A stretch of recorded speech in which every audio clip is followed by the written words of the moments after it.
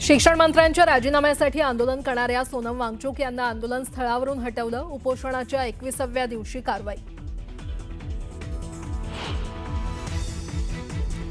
राष्ट्रवादीचे दोन्ही पक्ष विलीन होणार असल्याच्या चर्चा. भाजपनं दोन्ही पक्षांना एकत्र येण्याचा प्रस्ताव दिल्याची सूत्रांची माहिती.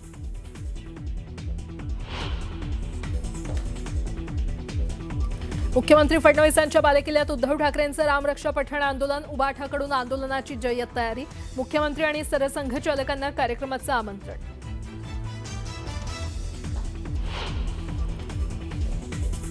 सर्वसामान्य प्रवाशांना मोठा झटका. एसटी प्रवास महागला. एसटीच्या तिकीट दरात 13.56% वाढ.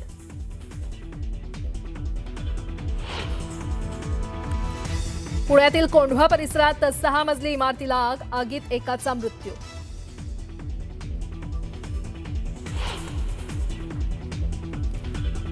श्री विठ्ठल रुक्मिणी मूर्तीवर रासायनिक लेपन प्रक्रियेचा मार्ग मोकळा. आषाढी एकादशीनंतर रासायनिक लेपन करण्यास जिल्हा न्यायालयाचा हिरवा कंदील.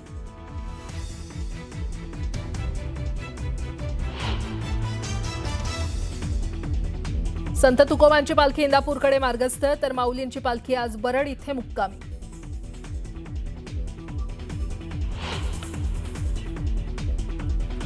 आणि इराकच्या कुर्दिस्तानमधील शस्त्रसाठ्यावर इराणचा मोठा हल्ला, तर मध्य पूर्वेतील अनेक अमेरिकेच्या तळांना इराणकडून लक्ष्य.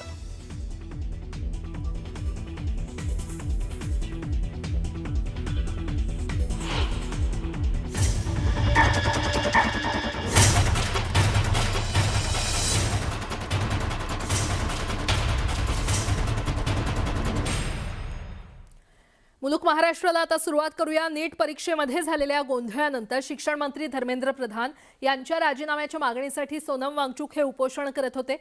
सोनम वांगचुक यांना पोलिसांनी आता आंदोलन स्थळावरून जबरदस्तीने हटवलंय.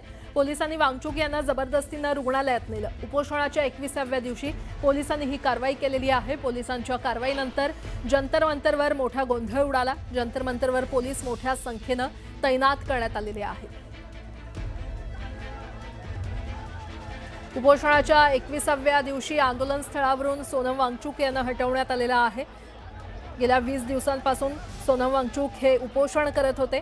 नीट परीक्षेत झालेल्या गोंधळानंतर शिक्षण मंत्री धर्मेंद्र प्रधान यांच्या राजीनाम्याच्या मागणीसाठी वांगचुक यांचं हे उपोषण सुरू होतं. मात्र आज सोनम वांगचुक यांच्या उपोषणाच्या 21व्या दिवशी पोलिसांनी आंदोलन स्थळावरून त्यांना जबरदस्तीने हटवलेलं आहे. त्यांना जबरदस्तीने रुग्णालयात नेण्यात आलेलं आहे.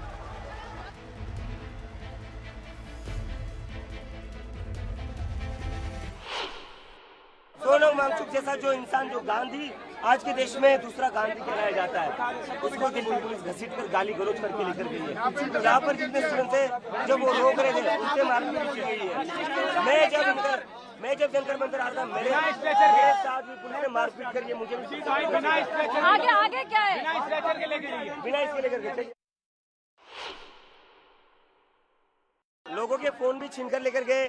ये पुलिस ने, ये आरएसएस के गुंडे, ये दिल्ली पुलिस ने, ये आरएसएस के गुंडे 60 साल के इंसान को, इतने बड़े साइंटिस्ट को ये गाली गलौज करके घसीट कर लेकर जाते हैं यहाँ से। मैं विदेश से अपने देश वापस आया था। मैं कोई क्रिमिनल हूँ? मेरे को इन लोगों ने सड़कों पर घसीटा, मेरे को सड़कों पर मारा इन लोगों ने। और जब मैं चिल्ला रहा था मदद के लिए, मेरा मुंह दबाया गया दिल्ली पुलिस के द्वारा और कहते क्यों चिल्ला रहा है तू बहुत चर्बी चढ़ी थी तुम लोगों में, अब दिखाते हम तुम लोगों को हम क्या है।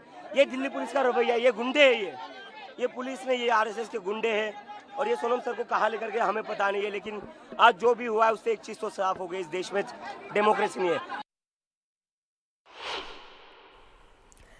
तर सोनम वांगचुक यांना आंदोलन स्थळावरून जबरदस्तीने हटवण्यात आलेलं आहे.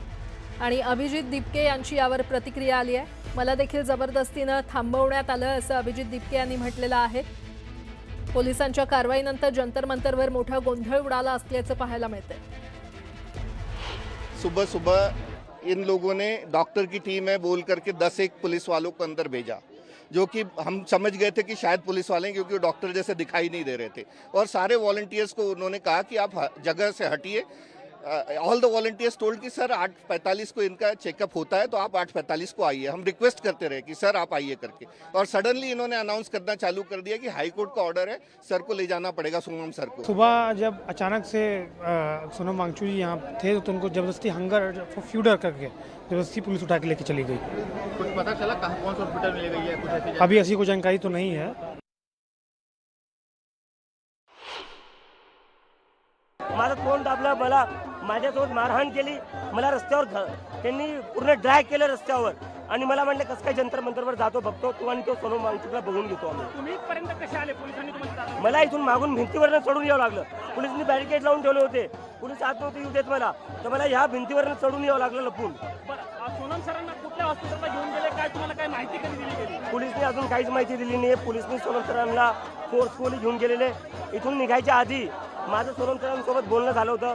आम्ही 20 जुलैच्या मार्चची प्लॅनिंग करत होतो, आणि सोनम सर म्हणलो ते 20 जुलैचा मार्च आपला चांगला झाला पाहिजे। पोलिसांकडनं आपले ट्विट केलं गेलं दिल्ली पोलिसांकडनं अभिजित त्यांनी सांगितलं त्यांची तब्येत खालावत होती आणि कोर्टाच्या सूचनेनुसार आम्ही त्यांना घेऊन हॉस्पिटलला गेलेलो आहोत। काल संध्याकाळी सोनम सरांनी एक व्हिडिओ टाकला, त्याच्यात ते म्हणले की ते 20 तारखेला इथून मार्च करणार आहे आणि तो हॉस्पिटलाइज होणार नाही, सरांनी स्वतः सांगितलं होतं। आज जे पोलिसनी केलेले, आज जे मोदींनी केलेले, ते अतिशय नीच हरकत आहे।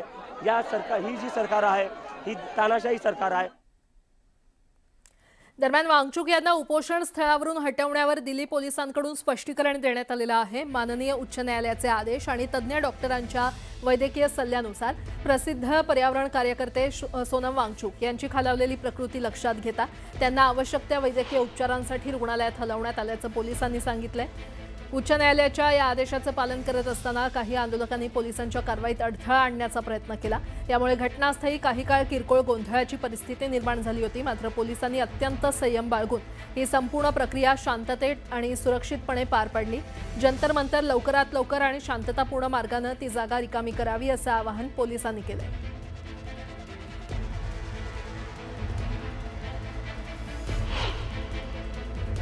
ऑनरेबल हाई कोर्ट के आदेशानुसार और हेल्थ कंडीशंस और मेडिकल एडवाइस के अनुसार श्री सोनम वांगचुक जी को यहाँ से अप्रोप्रिएट गवर्नमेंट हॉस्पिटल जो मच नीडेड मेडिकल इंटरवेंशन है उसके लिए ले जाया गया है और अंडर मेडिकल सुपरविजन।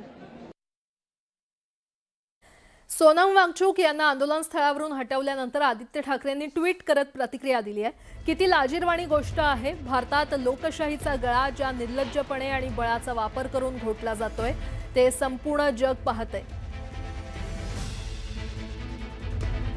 एका अकार्यक्षम मंत्र्याविरोधात विद्यार्थ्यांनी केलेल्या शांततापूर्ण आंदोलनांना देखील आता परवानगी दिली जात नाहीये असं ट्विट आदित्य ठाकरे यांनी केलंय।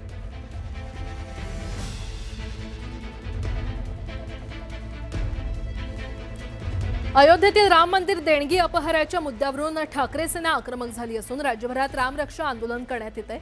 मुंबईनंतर आता नागपुरात उद्धव ठाकरेंच्या नेतृत्वात रामरक्षा आंदोलन करण्यात येणार आहे। मुख्यमंत्री देवेंद्र फडणवीसांच्या नागपुरातील निवासस्थानाजवळ उद्धव ठाकरे रामरक्षा पठण करणार आहेत। तर संजय राऊतांनी मुख्यमंत्री देवेंद्र फडणवीस आणि सरसंघचालक मोहन भागवतांनाही रामरक्षा पठणात सहभागी होण्याचं निमंत्रण पाठवलंय। नागपुरातलं रामरक्षा आंदोलन यशस्वी व्हावं यासाठी ठाकरे सेनेची जोरदार तयारी सुरू आहे आणि त्यामुळे मुख्यमंत्र्यांच्या बालेकिल्ल्यात होणाऱ्या या आंदोलनाकडे राज्याचं लक्ष लागलेलं आहे।